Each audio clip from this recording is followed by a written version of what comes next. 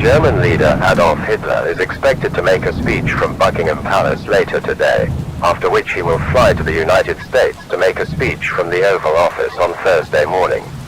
The German leader arrived in Britain on Saturday morning to meet King George VI, who officially announced Britain's defeat and resignation on Friday afternoon. The German victory came as a surprise to the British public, who expected the Allied offensive in Normandy on June 6 to be a success. The Germans, however, were more resilient than expected and pushed the Allies back and eventually launched a massive land, sea, and air invasion of the United States. Within 10 weeks, the United States had fallen and the German leader declared victory on October 7th. Meanwhile, on the Eastern Front, Russian forces were broken down and German troops stormed the Kremlin on October 17th, marking an end to the war. Italian leader Benito Mussolini congratulated the German leader on his victory and stated that this was a great and promising time for the world. On the streets of Japan, people are celebrating in the millions. Russia's leader Joseph Stalin was executed by firing squad on October 23rd on the grounds of the Kremlin, according to reports from German media. His body was paraded through the streets of Moscow for 12 hours while people lined the streets and wept. The Nazi swastika flag was hoisted above the Kremlin the very same day. Winston Churchill released a statement hours after the execution of Joseph Stalin, stating that he was a divisive but honorable man and a staunch ally of Great Britain. Winston Churchill also added that although the war was lost, the spirit of Great Britain would remain. The current whereabouts of Mr. Churchill are unknown, although he is expected to make a public appearance in the coming days when he will surrender himself to German authorities. The now world leader Adolf Hitler stated that he would rebuild Britain from the ground up and that the devastation brought on British cities by the German offensive was a necessary price to pay for the up-and-coming glory of the Thousand-Year Reich. Reports of suicides soaring throughout Russia, Europe, and the United States are a stark reminder of the hopelessness felt by many throughout the world at this time. Mr. Hitler, however, stated that this was not a time of suffering, but rather a time to rejoice. He added that in 100 years the English language would be no more and that German would be the first language of every nation.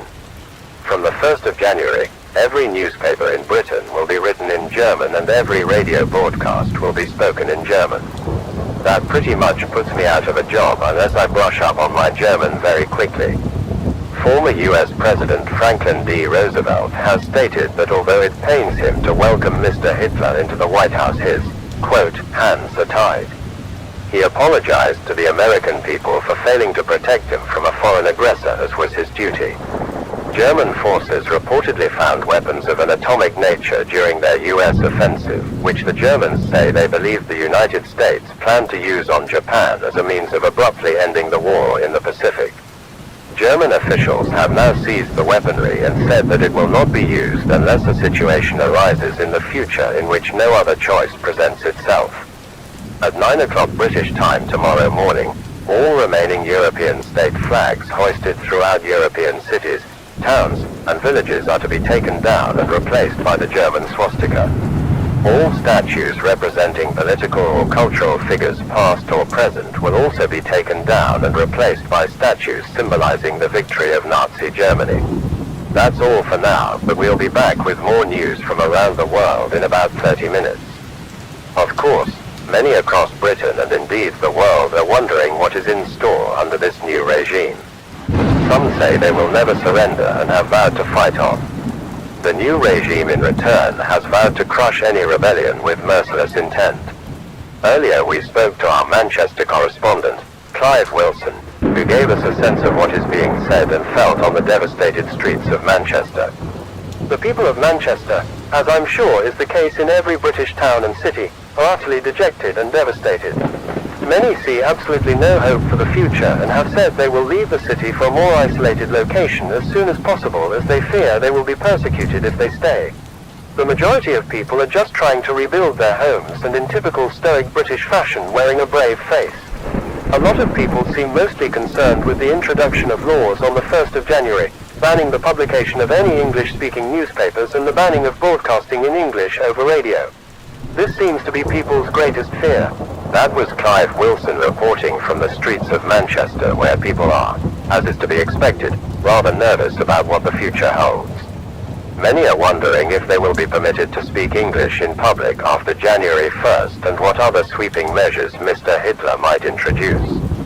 It is expected that a ban on religious literature and texts, including the Bible, will be brought into law. The Archbishop of Canterbury has described this as outrageous and stated that he will continue to spread the gospel regardless of the repercussions, adding that he will, quote, die for his faith. Many people across Britain have echoed his words. He described Mr. Hitler as the Antichrist and a pawn of Satan, adding that his time was short. The German cabinet announced last week that 500 million copies of Adolf Hitler's Mein Kampf will be distributed around the world within the next 2 years. This book will be the, quote, new doctrine for the people of the world, according to the chief of Nazi propaganda, Joseph Goebbels. German lessons will be introduced to all public and private schools in Europe within the next 2 years and introduced to all companies within Europe in the next 5. Of course, millions, in particular, the elderly, will be incapable of learning the language, so what that means for them, we can only speculate. Before we wrap up today's news, I would like to express a few personal and off-the-cuff opinions on the current situation. Like many, I'm still in a state of shock regarding the outcome of the war. Probably like many of you now listening, I expected the Allied push at Normandy, the planned liberation of Europe from Nazi occupation, to be a success, or at least, greatly damage the potential of any further German advance. The fall of our allies across the Atlantic, the United States, I think was the final nail in the coffin for Great Britain's hopes of victory.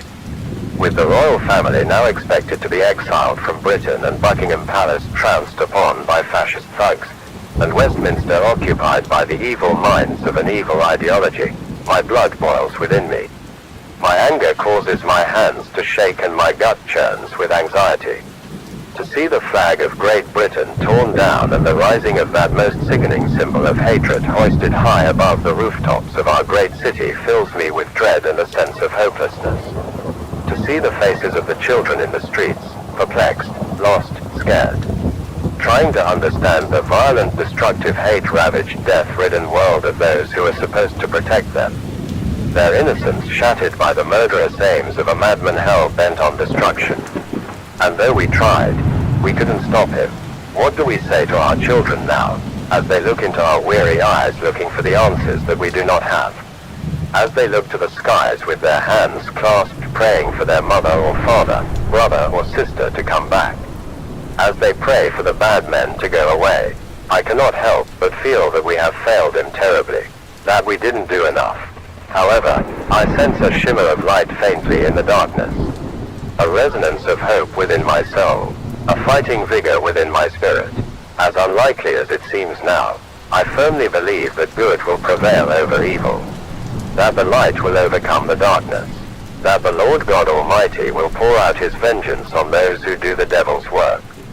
Though we may suffer, though we may grieve, though we may have to give our lives in the fight against oppression and evil, good will ultimately prevail. For 11 years you have heard me broadcast the news throughout your homes daily. I suspect this will be my last time, and sir, I will leave you with these words. Woe unto them that call evil good, and good evil, that put darkness for light, and light for darkness, that put bitter for sweet, and sweet for bitter. Destruction will come upon them.